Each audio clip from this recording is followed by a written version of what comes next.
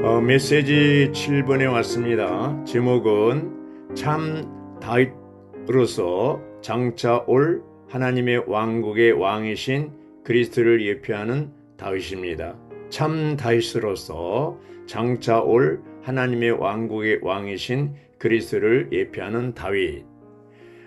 오늘은 3.1절 공휴일이기 때문에 공식적인 자매 집회는 없습니다. 그러나 지체들이 추구하는 데 도움을 드리기 위해서 메시지 7번 미리 추구한 것을 소개해 드리도록 하겠습니다. 여기 로마자 1번은 개요에서요. 다윗은 참 다윗이신 그리스도를 예표하고요. 로마자 2번은 다윗 왕은 왕이신 그리스도를 예표하고 로마자 3번은 다윗 왕국은 장차 올 그리스도의 왕국을 예표한다고 했습니다.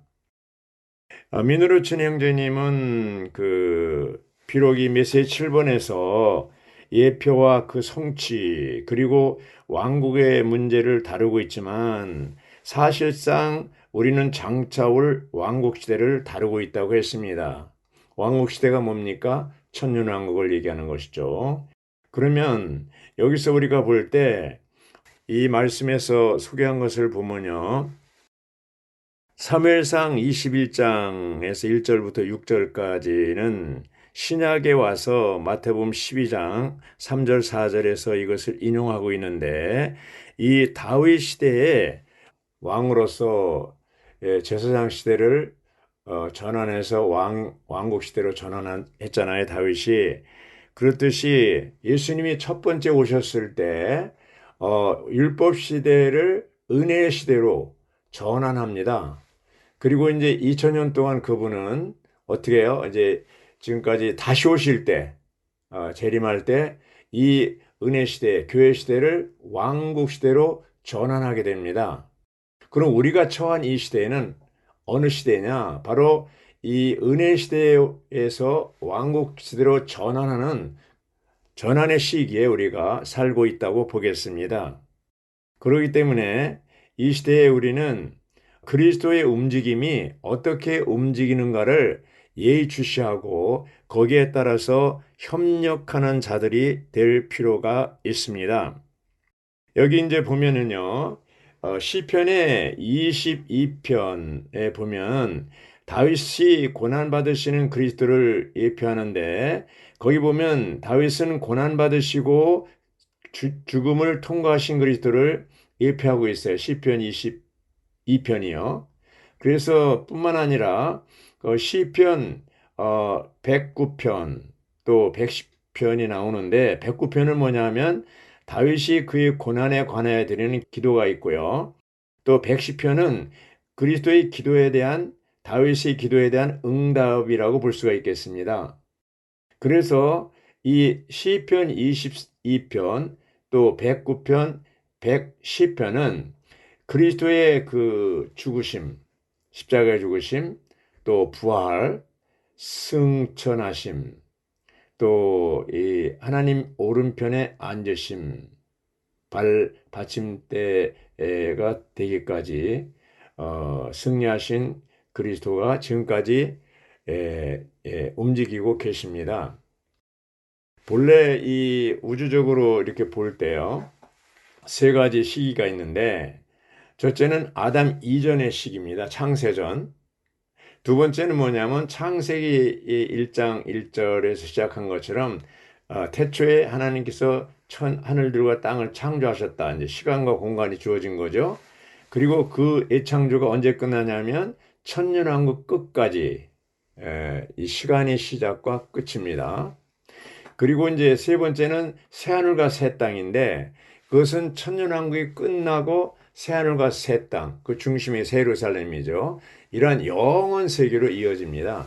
그러니까 시간이 시작되고 끝난 것은 언제입니까? 예창조의 끝인 천년왕국이 끝날 때 시간과 이런 공간이 끝나고 영원한 세계가 이제 새하늘과 새 땅에서 시작되는 것이죠.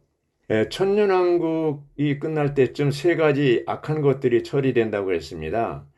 즉 사탄과 사람의 반역적인 본성과 사망, 죽음이 불못에 던져질 것이라고 했습니다. 그것이 계시록 20장 14절에 나오죠.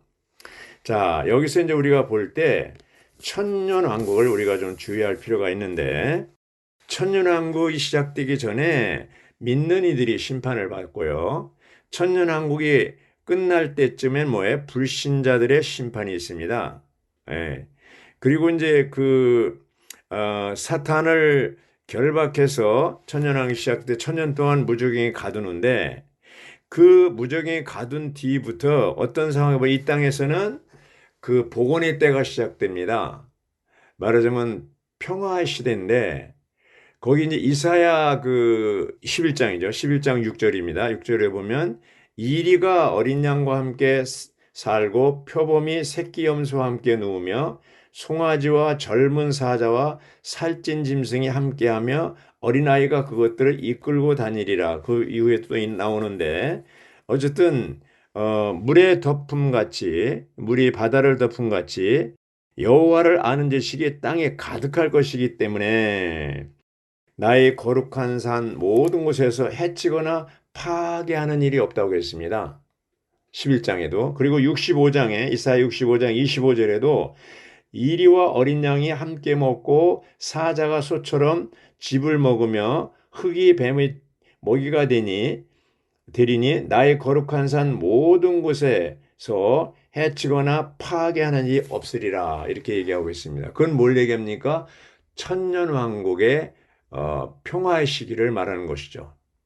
그래서 이 천년왕국 때 구약에 이제 많이 여기 이제 예언을 했는데, 여기 보면은 다윗의 왕국이 나오고 또 그리스도의 왕국이 나오고 메시아의 왕국이 나오고 나오잖아요.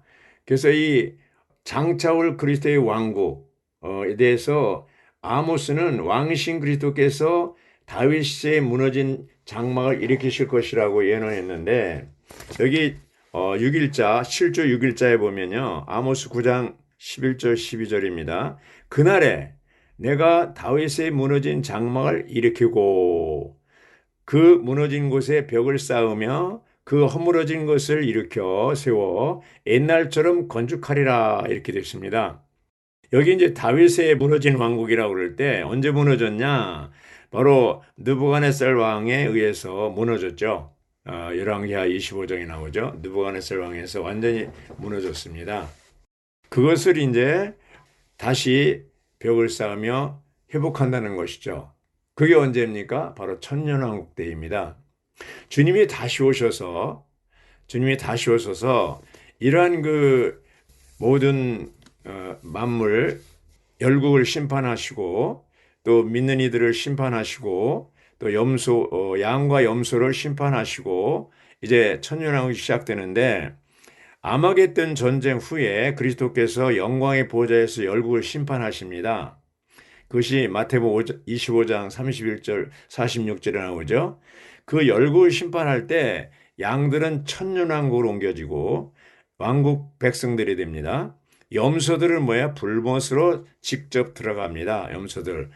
양은 뭡니까? 이 대환란 시대에 믿는 이들, 어려움, 고난을 다 겪고 있는 믿는 이들을 도와준 사람들이 이제 양들이죠. 근데 오히려 도와주기는커녕 더 어려움을 줬던 사람이 염소들이죠.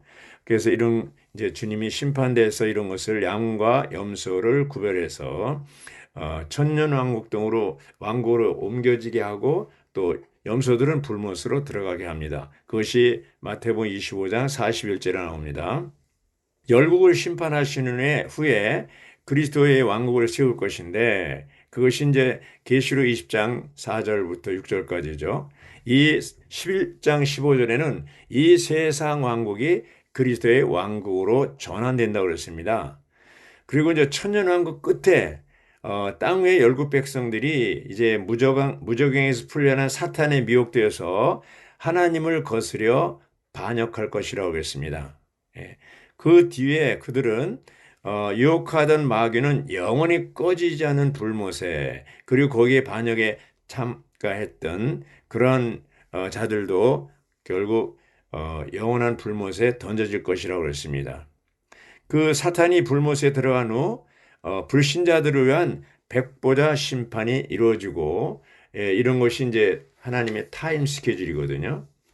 그리고 이 우주와 이 세상은 뭐 하나님의 그 원대한 타임 스케줄에 의해서 진행되고 있습니다. 진행되고 있는데 여기서 이제 우리가 알아야 될 것은 하나님의 왕국과 천국에 대한 차이점을 알아야 되고 여기 천년왕국이 결국은 이제 천국에 속하는 거거든요. 그래서 이 마태복음 5장에 거기 보면은 도표가 나와요. 도표가 나오는데 하나님의 왕국은 영원 전부터 영원 후까지 영원 전부터 영원 후까지 를 얘기한다고 그랬고 천국은 뭐예요? 바로 이제 은혜 시대, 이 교회 시대와 천년왕국 시대를 두 시대를 합해서 천국이라고 얘기할 수가 있습니다. 마태복음에 보면 3장 2절에 회개하라 천국이 가까웠다고 그랬고요. 침례자 요한이 4장 17절에도 예수님이 회개하라 천국이 가까웠다고 그랬습니다. 그런데 이제 천국이 이제 그리스도가 오심으로 인해서 천국이 왔는데 이제 마태복음 5장, 6장, 7장은 천국의 실제라고 할 수 있고요. 13장에서 이렇게 보면 마태복음 그 13장 24절부터 41절은 천국의 외형이 나옵니다. 그리고 이제 마태복음 13장 43절에 가서 보면 천국의 출현이 나옵니다. 천국의 외형이라는 게 뭡니까? 그 도표에 보면 네 가지 원이 이렇게 있는데 은혜 시대에 제일 바깥 부분이 세상이고요. 그 다음에 기독교계 천국의 외형입니다. 그 다음에 참 그리스도인 거듭난 믿는 이들 그 중에서 이기는 믿는 이들이 교회 안에 원 안에 있습니다. 그러니까 네 종류의 사람들이 있죠. 하나님 보실 때 하나는 이방인들, 하나는 기독교계, 하나는 거듭난 믿는 이들, 참 그리스도인이죠. 그 다음에 이기는 믿는 이들인 것이죠. 그러면 이 이기는 믿는 이들이 어떻게 연결되냐면 천국의 출현, 그 천연왕국의 하늘에 속한 부분, 바로 아버지의 왕국이죠. 그 하늘에 속한 부분에 이 천국의 출현이 바로 뭐예요? 바로 이기는 믿는 이들이 이제 보상입니다. 그러므로 이기는 믿는 이들은 새하늘과 새 땅 오기 전에 천년왕국 시대에 이미 하늘에 속한 부분으로 이제에서 그리스도와 함께 천년 동안 왕노릇할 수가 있는 특권이 주어집니다. 자, 생각해 보세요. 이제 하나님 왕국을 얘기할 때 영원 전부터 영원 후까지라고 그랬잖아요. 율법 전 시대, 율법 시대, 이제 은혜 시대 이렇게 천년왕국 시대에 포함하고 있는데 그런 그것이 하나님은 보이지 않습니다. 하나님은 영이십니다. 보이지 않는 하나님이 그 다스리는 영역이 바로 하나님의 왕국이에요. 그러니까 이미 왕국은 아브라함을 부를 때도 있었고 이스라엘이 이제 가나안 땅을 정복할 수도 있었고 왕국 시대에도 있었고 다윗 왕국 시대 이후에 계속 있었습니다. 그런데 그들이 이 왕국을 누리는 것을 제대로 못한 것이죠. 그리고 천년왕국도 하나님 왕국에 속하는 거예요. 그런데 왜 마가, 누가, 요한은 그냥 하나님 왕국으로 얘기하는데 마태복음만 이 천국을 얘기하고 있습니다. 그것은 이 마태복음이 왕국 복음이고 특별히 이제 이기는 이들에게 이제 초점을 맞추고 있기 때문에 마태복음에서 천국 바로 이 은혜 시대와 교회 시대와 천년왕국을 합해서 이 두 시대를 합해서 천국이라고 할 수가 있는데 우리들은 지금 은혜 시대, 교회 시대의 마지막 부분에 와 있습니다. 그러므로 우리가 이 시대에 살 때 어떤 목적을 가지고 살아야 되냐? 주님이 두 번째 오시기 위해서 그 주님의 오심을 앞당기기 위해서 우리가 뭐가 돼야 됩니까? 이기는 자들이 돼야 되는 거예요. 그러니까 오늘날 우리의 이 교회 생활은 바로 그리스도와 함께 왕노릇하기 위해서 천년 동안 이미 교회 시대에서도 우리는 뭐예요? 그리스도와 함께 이기는 삶을 살아야 되는 것이죠. 천년왕국 동안에 하늘에 속한 부분에서 이제 이기는 자들이 이제 그리스도와 함께 왕노릇하기 전부터 오늘 교회 시대도 우리는 어떤 사람이 돼야 되냐? 이기는 사람이 돼야 되는 것이죠. 예, 이기는 사람이 돼야 됩니다. 그러면 이제 구약의 시편의 22편과 109편과 110편에서 예수 그리스도가 십자가에 죽으시고 그 고난을 겪는 그 장면 22편에 나오죠. 그리고 그분이 이제 죽고 죽을 때 기도하고 십자가에 지기 전에 겟세마네 동산에서 기도한 거 이런 것들이 이제 나오잖아요. 시브리서 5장 7절에 기도한 것이 나오고 주님이 그 기도대로 이루어주고 그러시는데 이러한 그리스도가 이제 거치신 과정, 인생, 십자가에 죽으심, 부활하심, 승천하심 이런 것들은 굉장히 놀라운 사건이잖아요. 자, 예수님이 부활하신 뒤에 그분은 뭐예요? 이 시간과 공간 밖으로 나가셨잖아요.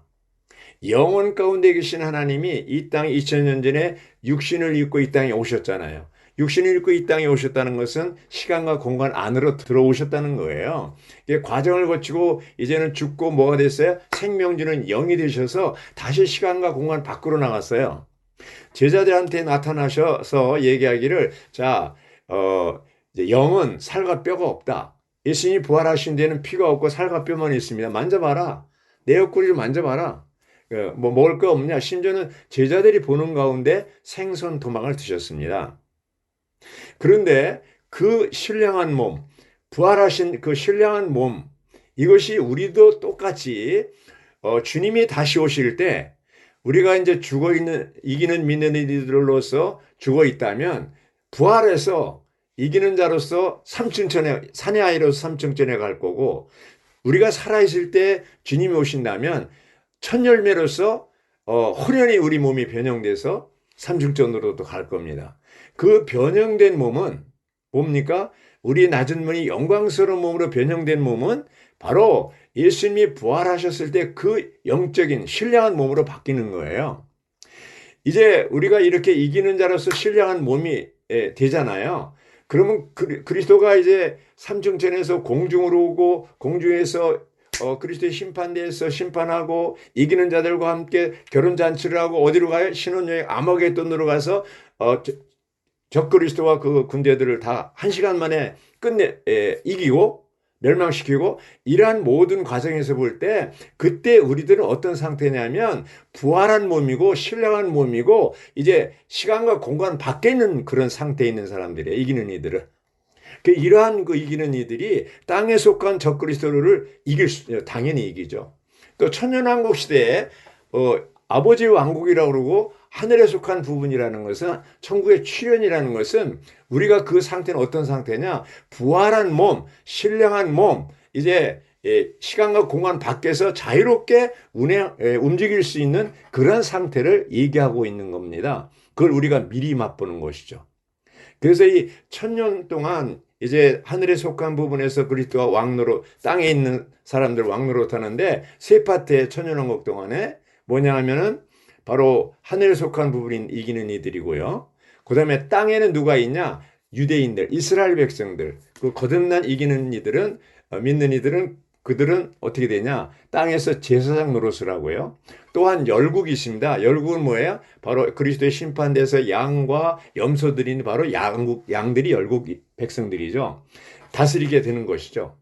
그래서 이런 1000년 동안은 천년왕국은 애창조에 속한 거잖아요. 1000년이 끝나면 어떻게 돼요? 이제는 애창조가 다 끝나고 베드로서에 있는 것처럼 이 불로 모든 것을 태워서 새하늘과 새 땅이 이루어지는데 자 오늘날 우리들은 어떻게 하면 이기는 자가 될 수 있는가? 이것이 이제 관건이잖아요. 관건이잖아요. 여기 보면은 에스겔 실주 4일자 봅니다. 에스겔 34장 23절 24절에 보면요. 내가 그들 위에 한 목자 곧 내 종 다윗을 세우면 그가 그들을 먹일 것이다. 그는 그들을 먹이고 그들의 목자가 될 것이다. 나 여호와가 그들의 하나님이 되고 나의 종 다윗이 그들 가운데 통치자가 될 것이다. 나 여호와가 말하였다.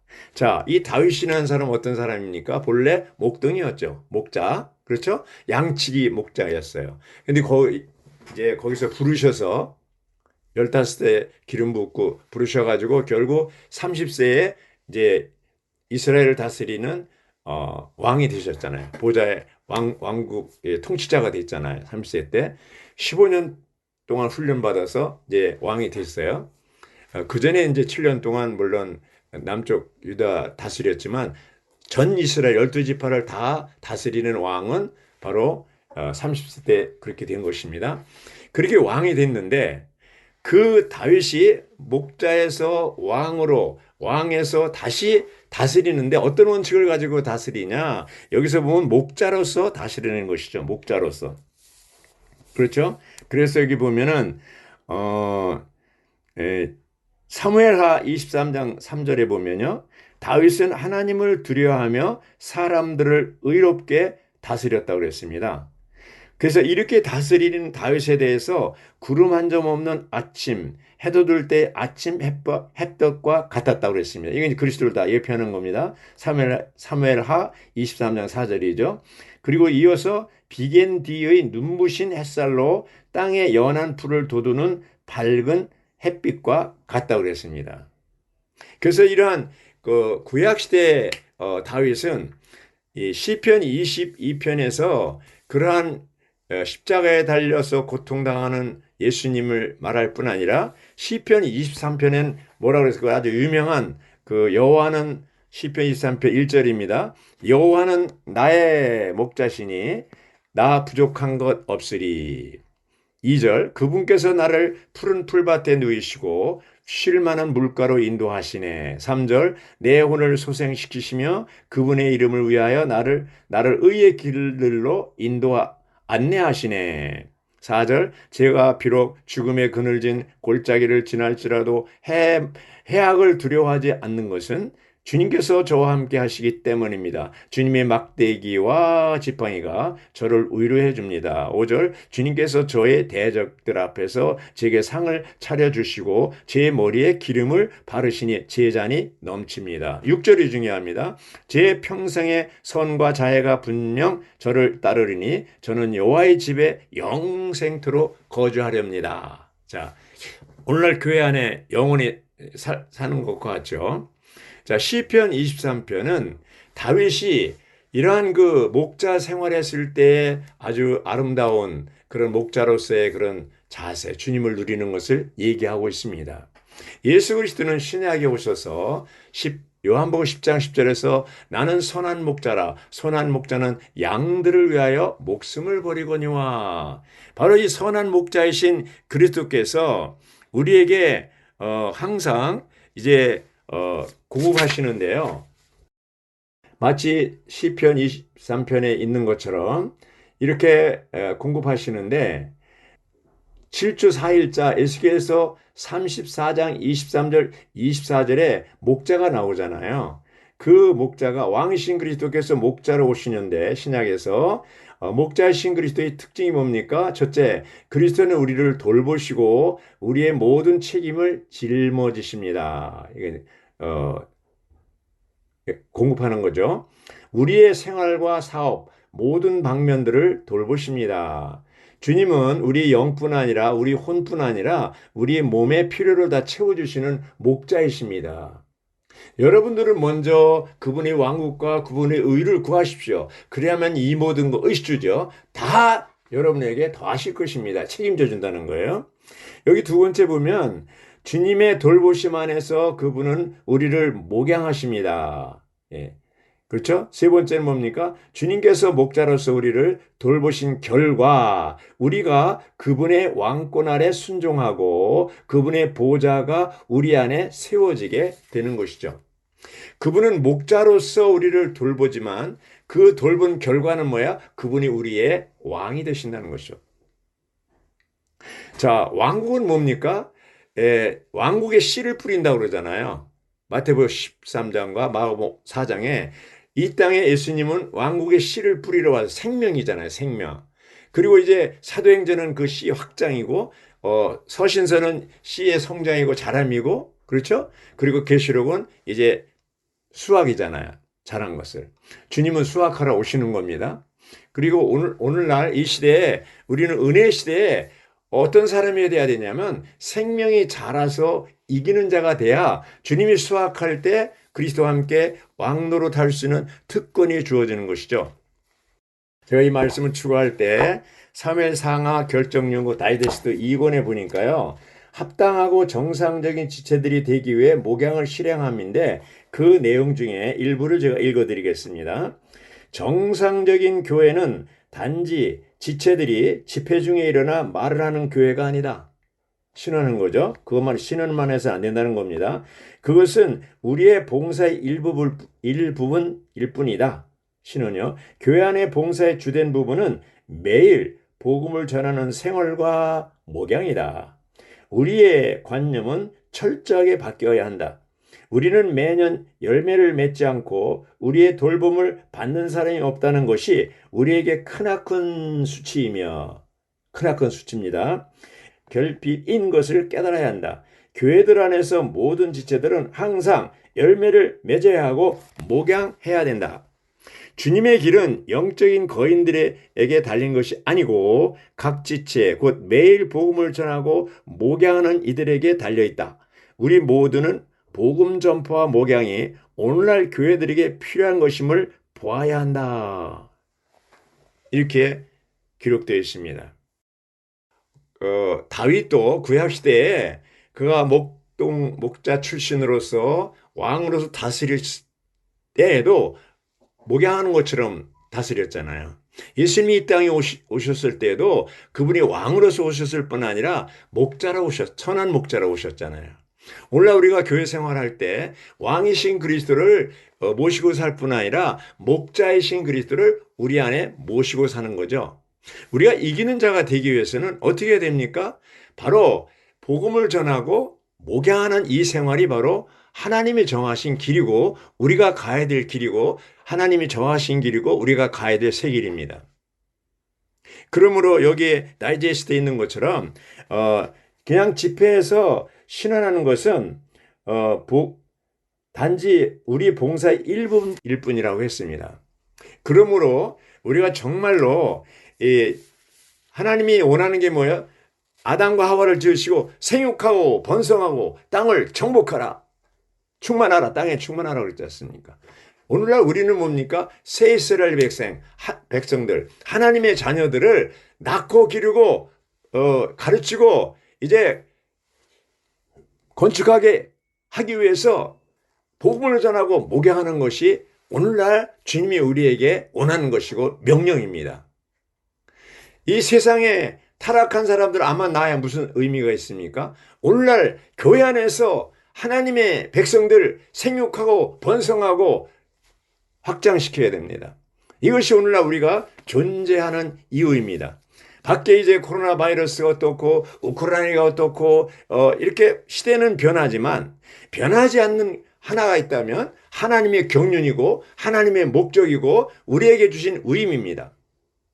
주님은 목양의 위임을 사도들에게 주셨죠. 요한복음 21장에 그렇죠? 내 양을 먹이라고 그랬지 않습니까? 이제 목양의 위임이 교회에게 맡겨졌습니다. 사도행전 20장 28절에 바울은 에베소 장로들에게 하나님의 양떼를 목양하라고 했습니다. 베드로도 베드로전서 5장 2절에 똑같은 말을 하고 있습니다. 그러므로 복음과 목양이 오늘날 우리의 주된 봉사입니다. 열매 없는 것은 조금 전에 여기 내용 있는 것처럼 크나큰 수치라고 했습니다. 우리가 육신적인 면에서도 그렇지만 영적인 면에서 자식이 없을 때 이것이 수치고 하나님께 큰 잘못을 범하는 거라고 했습니다. 어떤 면에서 이 얘기를 하면 부담스러워할 수 있지만 오늘날은 정말 결혼하기 싫어하고 또 결혼해도 자녀를 낳기 싫어하잖아요. 이것은 창조의 법칙에 어긋나는 거예요. 우리가 그리스도와 결혼했다면 반드시 열매를 맺어야 돼요. 그래야 우리가 이기는 자가 될 수 있는 거예요. 아무나 이기는 자가 아닙니다. 그 이기는 자가 되느냐 못 되느냐 그 분기점이 뭐냐 하면 복음을 전하고 목양하고 열매를 맺느냐 못 맺느냐 여기에 관건이 있는 거예요. 누가 하라고 해서 하는 게 아니고 주님과 우리가 그리스도의 심판대 앞에서 계산할 때 반드시 이것을 계산할 거라는 거죠. 열매를. 주님은 지금도 우리에게 명령하십니다. 생육하고 번성하라고 말씀하십니다. 그러므로 2022년 한 해 동안에 비록 우리가 나는 할 수 없어요. 그게 아니고 누구에게나 우리 안에 들어오신 그리스도는 이 왕의 생명, 제사장의 생명, 신원자의 생명, 목양할 수 있고 가르칠 수 있는 생명입니다. 이 생명을 가졌기 때문에 그리스도가 우리 안에서 움직일 때마다 우리는 정말 1년에 한 사람이라도 많은 걸 요구하지 않습니다. 한 사람입니다. 한 사람. 1년에 안 되면 3년에 한 사람이라도 이러한 그 생육하고 번성하는 주님의 명령, 모든 민족에게 복음을 전파하는 이제 주님의 이런 지상 명령을 순종해야 됩니다. 이렇게 할 때 우리가 사는 목적이 있고 정말 그것이 우리 고난이죠 또. 예. 다른 거 우리가 예수 믿는 목적이 내가 편하고 자녀들이 잘 되고 사업이 잘 되고 이건 너무나 낮은 겁니다. 주님이 원하는 것은 뭡니까? 우리가 이기는 자의 삶을 사는 건데 이기는 자의 삶을 산다는 게 뭡니까? 바로 확장입니다. 열매 맺는 겁니다. 복음 전하고 목양하는 겁니다. 우리가 다 이런 면에서 분명하기 원합니다. 아멘.